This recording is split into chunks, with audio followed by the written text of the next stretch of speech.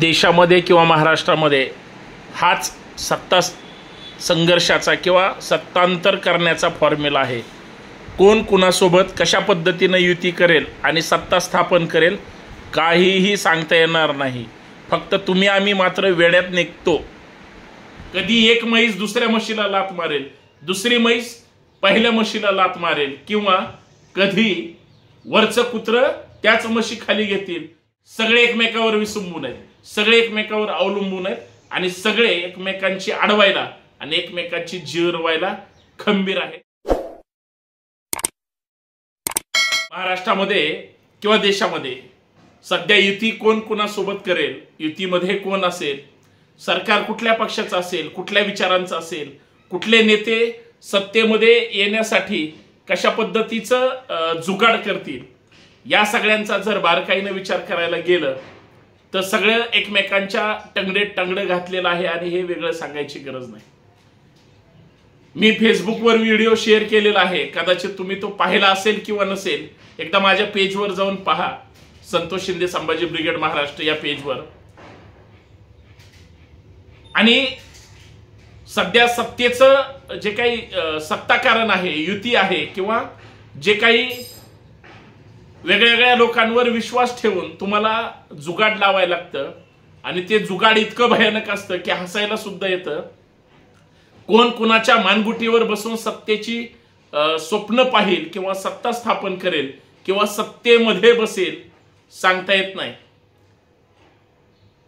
आणि जे तुम्ही बघितलं ते फक्त मी शब्दात सांगण्याचा प्रयत्न करतो की गावगाड्यामधलं राजकारण फार भयानक असतं। गावगाड्यातल्या राजकारणी देशाच्या राजकारणावर चर्चा करू शकतात आणि कुणाला सत्तेत ठेवायचं आणि कुणाला सत्तेत ठेवायचं नाही याची चर्चा ते करतात। इतकी ताकद त्यांच्या त्या चर्चेमध्ये असते। गावातलाच गण्या नावाचा माझा मित्र आहे आणि गण्याच्या राजकारणाची पद्धतच फार विचित्र आहे। कारण गण्या असा एक माणूस आहे की तो देशाच्या प्रधानमंत्र्यांना सुद्धा सल्ला देतो, रोज देतो। फक्त गण्या पत्र पाठवतो आणि तो पोस्टात टाकतो। फक्त त्याला पत्ता माहित नसल्यामुळं गण्याचं ते पत्र प्रधानमंत्री महोदयांपर्यंत पोचतं की नाही पोचत माहित नाही। पण गण्या गाव खेड्यात राहणारा माणूस आहे। गण्या हा शेतकरी माणूस आहे। गण्याचे जनावर आहेत, काही म्हशी आहेत, काही गायी आहेत आणि गण्या शेतकरी प्रधान माणूस आहे। कारण त्याला शेतीमध्ये रमायला आणि काम करायला आवडतं। पण गण्याला गावातल्या राजकारणाबद्दल जर चर्चा केली तर गण्या म्हणतो इतके टाकून दिलेले आहेत, इतक्या बेकार अवलदी आहेत गावातली लोक की यांच्यापेक्षा घाणेरडी माणसं कोणच भेटणार नाही। ते म्हणलं कसली आहेत तर गण्यानं सांगितलं एकाच घरातले नवरा बायको ग्रामपंचायतीला निवडून आले। अरे बायकोच फोडली म्हणला आणि हा सरपंच झाला। म्हणला अरे सरपंच जनतेतून आहे, नाही म्हणला ग्रामपंचायतीचं मेजॉरिटीचं आणायचं होतं। आणि गण्या म्हणला मी मागचं सांगतोय जरा, म्हणला नवऱ्याला सोडून बायको राहू शकत नाही, बायकोला सोडून नवरा राहू शकत नाही। अशा काळामध्ये बायकोलाच पळवलं म्हणला ह्यांनी आणि मतदान करेपर्यंत एकदम VIP सर्व्हिस दिली। जे काही प्रोटोकॉल असतो शासकीय, प्रशासकीय, अशासकीय तो सगळा पाळला। परंतु म्हणला बायकोला नवऱ्याच्या विरोधात जावं लागलं, गेली सुद्धा ती आणि तिनं गण्याच्या त्या मित्राच्या म्हणजे ते सरपंच निवडण्याला मदत केली। म्हणलं गण्या अरे मग वाईट काय झालं, शेवटी गावातली सत्ता तर ज्याला पाहिजे होते त्याला मिळाले। ते म्हणला सगळं ठीक आहे ना, पण राजकारण जर दुसऱ्याची बायको पळवण्यापर्यंत एवढ्या खालच्या थराला जात असेल, अरे म्हणलं ते राजकारण आहे। म्हणला तो ज्याची बायको होती तो मित्र आहे म्हणला, तो म्हणला एक वेळेस मला पळवलं असतं किंवा मला नुसतं म्हणले असते तरी म्हणला मी गेलो असतो, बायको पळवायची काय गरज आहे। अरे पण ते राजकारण आहे मतासाठी। बरं तीच एक महिला भगिनी होती का, नाही म्हणला अजून 2-3 होत्या, पण त्यांचे नवरे पण सोबत होते। कारण ते जावं लागतं ना, म्हणजे असं जावं लागतं जिथं कुणाचा संवाद संपर्क झाला नाही पाहिजे आणि डायरेक्ट बहुमत सिद्ध करायच्या वेळेसच ते सगळे येतात। आपल्याकडे महाराष्ट्र पॅटर्न त्याच्यासाठी फार प्रसिद्ध आहे। मर्सिडीजच्या त्या मोठ्या मोठ्या गाडीत गेले आले, बाकी काय झालं तुम्हाला माहितीच आहे। मी म्हणलं गण्या अरे मग तशी जर परिस्थिती असेल तर गण्याने मला समजून सांगितलं. म्हणलं आमच्या गावकीचं राजकारण कसं झालंय, जो तुम्ही सुरुवातीला व्हिडिओ बघितला फक्त मी तो शब्दात सांगतोय. तो म्हणला मी म्हशी राखणारा माणूस आहे, म्हैस माझे, ही पण म्हैस माझे आणि ही पण म्हैस माझे, म्हशी मार्केट म्हणला, दूध दुसऱ्याला काढू देत नाहीत, दुधावर त्यांचाच अधिकार आहे. बरोबर आहे. भक्त आले बघा लगेच हर हर मोदी घर घर मोदी वगैरे वगैरे ते म्हणू लागले. त्यांच्यासाठीच आहे ऍक्च्युली हे उदाहरण, दुसऱ्यासाठी नाहीच आहे. आणि भक्तांना तेवढं लगेच करंट बरोबर लागलेला असतो. म्हणला ही 2 म्हशी आहेत म्हणला आणि आमच्याच घरातलं हे कुत्रे म्हणला पाळलेलं. ते बैलगाडी खाली सुद्धा चालतं, त्याला वाटतं बैलगाडी अख्खी माझी. आणि म्हणला म्हशीचं आणि आमच्या कुत्र्याचं नातं एवढं भारी आहे, कुत्र्याला बी माहिती आहे म्हशी कशा दूध काढायला जर दुसरा माणूस आला तर लात मारतात, किंवा म्हशी त्यांच्या ग्रुपमध्ये दुसऱ्याला कधीच घुसू देत नाहीत, लगेच शिंगावरच घेतात. मी म्हणलं मग तो निसर्गाचा नियम आहे. तो म्हणला ठीक आहे काय अडचण नाही. पण ज्यावेळेस म्हणला संध्याकाळी सरकी पेंड असेल, जास्त दूध निघावं म्हणून म्हशीला खाऊ घालतो, त्यावेळेस म्हशी एवढ्या आनंदी असतात, खुश असतात की त्या म्हणजे कुणीही शेजारी आलं काय आलं तर अजिबात मारत नाही. मी म्हणलं अरे मग तो तर पशुप्राण्यांचा जिवंतपणा आहे. किंवा हिरवं जर त्यांना खायला मी काही टाकलं, ऊसाचं त्या ठिकाणी वाढ असेल किंवा अजून काय, तर एकदम खुश असतात म्हणला. पण जर त्यांना जर चारा नाही मिळाला आणि म्हणजे आपल्या वैरणीची पेंड टाकली तर त्या अक्षरशः चवताळल्यासारखं करतात. कधी कधी मला पण ढुसणे देतात, शिंगावर घेतात. पण हे कुत्र जे आहे ना, आम्ही जे खाईल ते खातं. आणि समजा स्पेशल जर काय असेल रविवार किंवा काही पाहुणे रावळे आले तर हा म्हणला आमच्यावर एवढा प्रेम करतो, अक्षरशः गोंडा घालतो.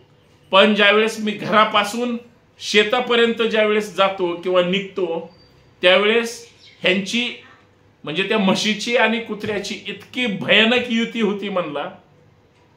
म्हशीवर कधी मधी पोरग बसतं, लहानपणी म्हणला आपण बसायचो जायचो, पण म्हणला हे कुत्र उडी मारून त्या म्हशीवर बसतं आणि शेतापासून घरापर्यंत किंवा घरापासून शेतापर्यंत मालकासारखं राजासारखं म्हणला हे जातात.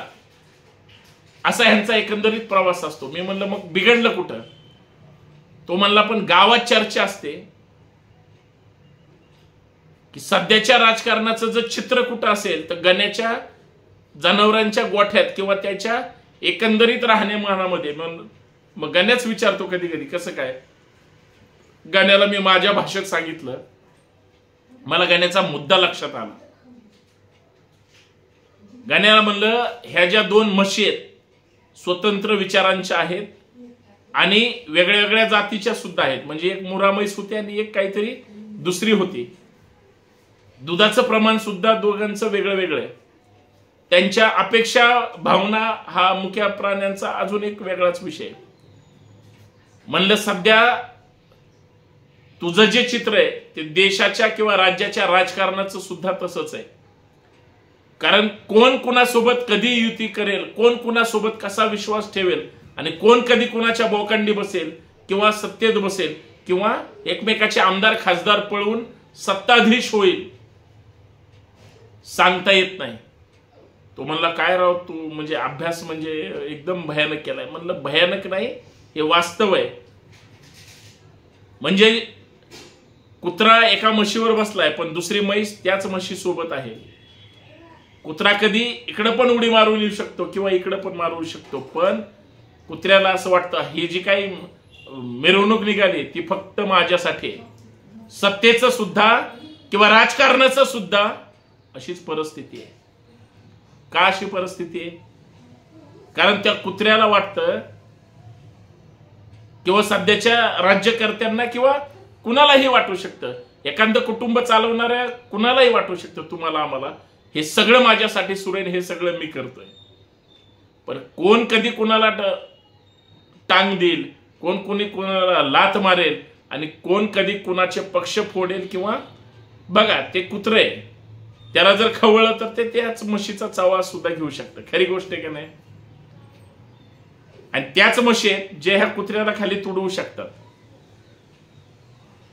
राजकारणाचं सुद्धा तसं झालंय. कोण कोणाचा कायमचा मित्र राहिलेला नाही, कोण कायमचा शत्रू सुद्धा राहिलेला नाही. मला हे सांगायचंय.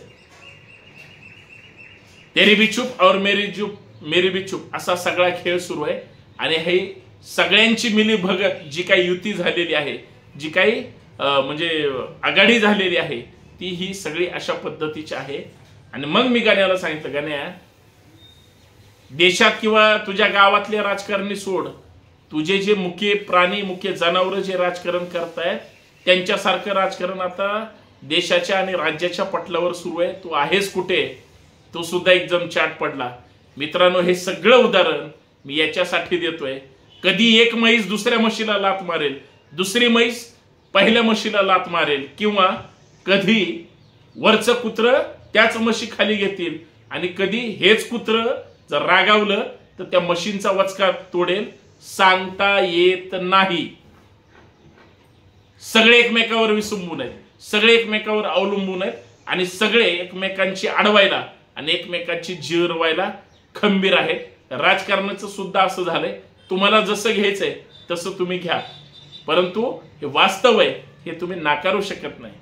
पटलंय ना माझी गोष्ट? धन्यवाद. जर आवडली व्हिडिओ शेवटपर्यंत पाहिली, जास्तीत जास्त शेअर करा. धन्यवाद.